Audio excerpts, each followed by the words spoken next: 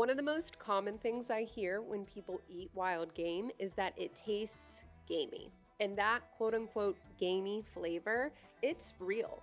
It's that earthy, distinct taste that's unique to wild game species. Now, when done right, it's actually what makes wild game so good. It's richer and it has more character than something mild like beef. But when it's done wrong, whether it's how the meat was butchered or how the meat was cooked, that flavor can go from really, really good to really off kind of fast. And just like any strong, distinctive food, it all comes down to how you prepare it. So in this video, I'm going to walk you through 3 simple ways to reduce or hide that gamey flavor just by how you handle it in the kitchen. And I've got a bonus tip for you at the end. So let's jump right in.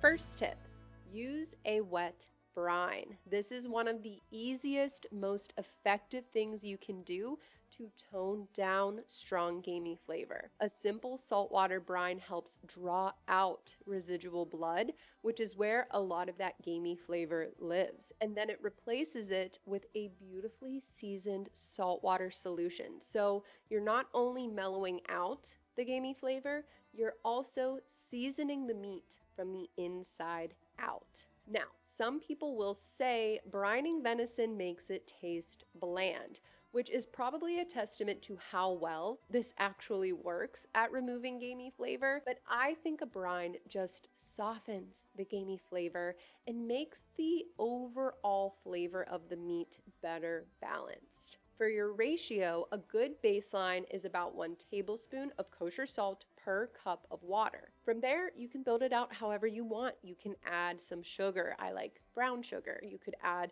peppercorns, garlic, fresh herbs, dried herbs, whatever you like and whatever fits what you're making. Just think of this as adding aromatics to layer in a little more flavor. For timing, even a few hours will help on smaller cuts, but for larger cuts, you can go up to 24 hours with the meat in the brine in the refrigerator. You might also notice that the meat changes color slightly after brining, and that's totally normal. It's nothing to worry about, and you don't need to trim it off.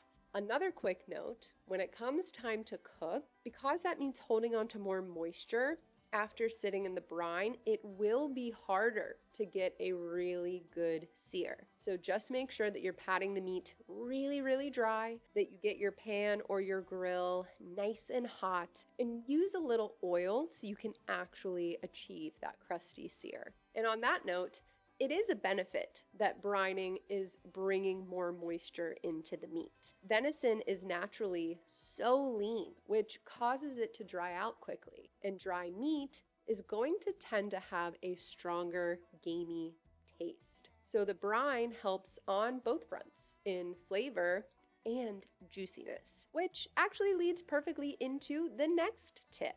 Add fat. There's almost no fat on wild game. And fat carries both flavor and moisture. So when it's missing, the iron-rich taste of the meat itself comes through a lot stronger. Adding fat back in can be a total game changer. The easiest place to do this is when you're grinding meat. You can control the fat percentage however you want. If you like it richer, you can go for a 70-30. If you want it a little leaner, you can go 90-10.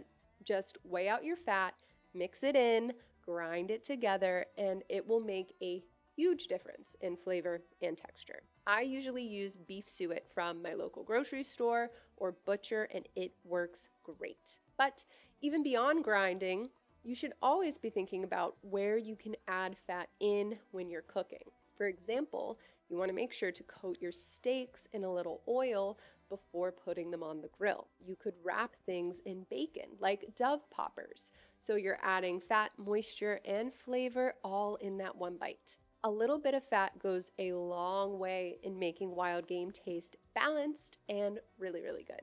Last tip, and this is my favorite. Use tomato-based recipes.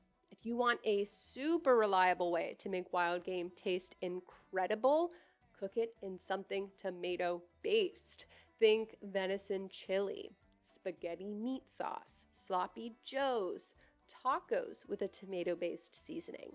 Anything like that. Tomatoes bring acidity and bold flavor, which pairs so well with wild game. It doesn't just cover up strong gamey flavors, it actually balances it out and enhances the good part of it. So instead of the meat just tasting overpowering, it's going to taste rich and savory and really, really good. Honestly, some of my all-time favorite venison meals are tomato based for this exact reason. And there are a lot of recipes that I've done right here on Oklahoma Joe's YouTube channel that you can go and watch, like my sloppy joe recipes, pasta al forno. I've even done a queso dip using a tomato based seasoning on the venison, and there are so many more. So you can go check those out. Now for the bonus tip.